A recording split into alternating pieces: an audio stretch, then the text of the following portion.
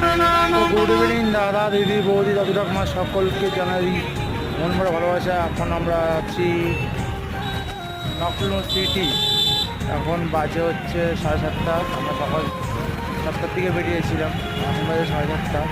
তো আমাদের সাথে রাস্তায় একটা খুবই খারাপ কাজ হয়ে গেছে। আমাদের রাস্তায় খারাপ ছিল, আমার সাইকেলে আর কি ওই হ্যান্ডেলে ওখানটা ফেটে গেছিলো, আর যে পাইপটা থাকে পাইপটাও ফেটে গেছিলো।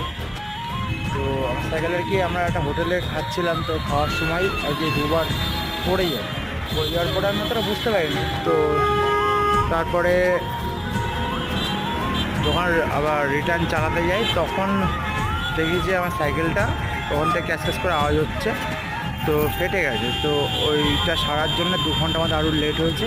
তো চলো, ভালো থাকো, সুস্থ থাকো, আজকের জন্য এইটুকুই, আবার দেখা হচ্ছে কালকে।